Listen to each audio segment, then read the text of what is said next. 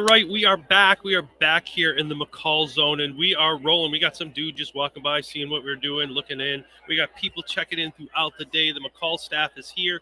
We're in this amazing vendor hall here. See all the solutions. Thank you to McCall. Thank you to the sponsors. And, of course, thank you to our sponsor, EverFi, booth 626. Make sure to check them out today. And as we talk about solutions, we also are talking about people. And we are on our third live podcast of the day. We've had people tuning in. We've had people sending in some questions. And I am thrilled to welcome in Dr. Troy Hicks from Central Michigan University. Thanks for stopping in. Fire up. All right. So for those who don't know you or your work, you are a feature speaker at McCall. Share what you do. So I am a professor of English and education at Central Michigan University. I also direct our Chippewa River Writing Project, which is the site of the National Writing Project. So I get to teach courses and collaborate with teachers through my official work as a professor, but then also as an educational consultant doing workshops, webinars, institutes, and events like McCall. Is this the first time you've been here? I have actually been here multiple times. I was trying to count. Okay. My very first time at McCall was when I was a pre-service teacher, probably about 1995. Okay, so you're a veteran. You've been here before. Yeah. And is this the first time it's been live since the shutdown? I believe so. I'm trying to remember what happened last year. I think it was still virtual last year. Okay, and you? Or no. It was in Grand Rapids last year. I apologize. Oh, yeah. Different spot. Yes, it was in Grand Rapids last year. Awesome. So you are a featured speaker here. You have a couple sessions. So tell us about, you have your first one is Beyond the Essay. Tell us a little about that. Yeah, so as an English language arts specialist and someone interested in literacy more broadly, especially digital literacies, we know that it's really important for kids to put words into sentences, sentences into paragraphs, and paragraphs into stories and essays and research papers.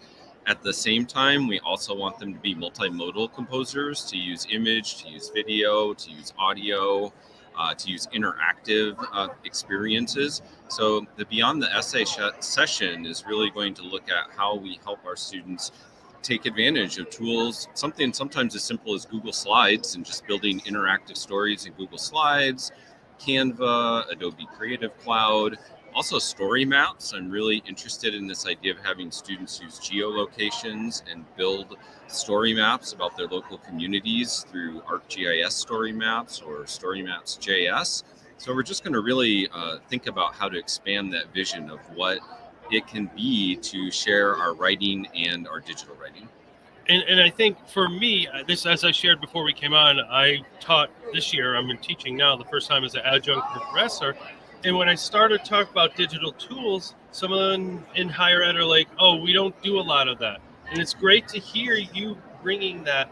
And why is it important for our higher ed students to be using some and not say, oh, Canvas for kids or Wakelets for just high school? Like, how are you bringing that into the higher ed? That is a wonderful question. And you saw me kind of smile and commiserate a little bit. I have for a long time felt that we have to help our students become producers. We know from both anecdotal experience as well as surveys like the Common Sense Education Survey that our kids are in front of these things all the time, right? But they're consuming, they're not creating. Yeah. Now there are some kids that are creating, but not everybody. And I don't think we've really ever fully taken advantage of computers, the internet, tablets, Chromebooks, iPads, whatever our students have in front of them. We're just not putting them in that creator role as often as they are in the consumer role. And to me, that's a natural connection to writing. We're trying to express, we're trying to research, we're trying to create. We can do that also with images, with audio, with hyperlinks, and so on. So it's a natural connection for me and extends the idea of digital literacy. And I didn't even give Dr. Troy Hicks the cue to talk about my session. That's my session today at 4 o'clock, moving from consumers to creators. Yeah. So that it's really important for sure. And your second session, are they both today? They are both today. It's Define, Deepen, Discover. What is that one? So that one is a visible thinking routine. If people are familiar with Harvard Project Zero, and you've probably been familiar with things like I see, I think, I wonder, or I used to think, now I think, it's another one of their visible thinking routines, but we're going to really try to scale it up. So I started doing this session a few years ago with a Google slide, and let's just add some images and hyperlinks. The twist this year, so if someone's been to this session before, it's going to be a little bit different this year. We're going to look at some AI writing tools. We're going to look at pseudo-write. We're going to look at Writer, and we're going to look at Perplexity. So we're not going to look at ChatGPT, which I know lots of people are talking about. We're going to look at 3 other tools, and we're going to think about how those tools can help students define, deepen, and discover more about their topic. I like it. And it shows your growth, right? You're saying if you came before, it's going to be different. Why is that important to keep evolving as a learner? Thanks. I appreciate that question. And I think everybody here at McCall probably feels that same way. We want to stretch a little bit. We want to try something different, take a bit of a risk. I think that sometimes we can feel uncomfortable when we're like, I'm going to try this new tool with my students. Is it going to work?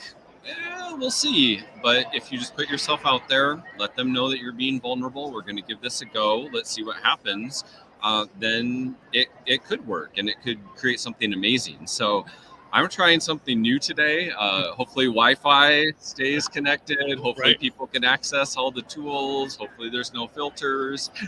We'll see. But it's that idea of stretching and growing and just continuing to be more creative in our teaching. So we're in this amazing hall here with hundreds of solution providers. Is there anyone that you're looking to take in, see that will amplify your work? Yeah, of course, I'm always interested in the things that are going to help students create. I was just talking with some colleagues across the way at Edpuzzle.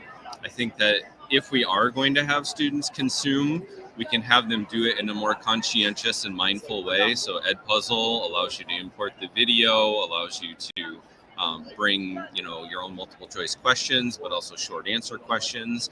So how can we, again, even if we are going to be having kids consume content, have them do that, moving a little bit higher up on the scale of Bloom's taxonomy or the depth of knowledge, whichever metric we want to look at. I'm sure there are others here today. I'm trying to look around right now. I see lots of new tools. There's some VR headsets over here. I like it. I just want to see if there's any way to kind of think about having kids create virtual field trips. I know there's a lot of great things that are out there, again, for kids to consume. Are there any new tools that it makes it really easy for kids to create the VR or the AR? I think that's another literacy skill as we're talking about this idea of digital literacy and expanding what it means to be a writer. Absolutely. So you've talked a lot about solutions, you've talked about your work, you've talked about collaboration. So what does Stronger Together mean to you? Yeah, I definitely believe in the power of collaboration. Earlier today, Austin Kleon was talking about this idea of like being the genius, the alone egotistical person versus being in an ecosystem as part of a scenius. And that's where we are. We're part of this collaborative community. People are here to share. They're here to learn. I learn from teachers. I never pretend to approach a teacher in his or her classroom or at a workshop and say, I have all the answers. What I try to do is honor the experience around the table and in the room and say, what can we learn together? What can you share with me? How can I help ask you another question or show you another resource? And let's figure this out as we collaborate. So Stronger Together is definitely a great mantra as I think about how I'd like to collaborate with teachers. Awesome. So for you to follow Dr. Hicks's work, his Twitter handle's right there on the photo. Check out all the work that he's done. His 2 sessions today, make sure to stop in to see those and stay current with what he's doing by following along on socials. So thank you for stopping in. It was great to meet you and look forward to following your work and learning from you. Thank you so much. Thank you.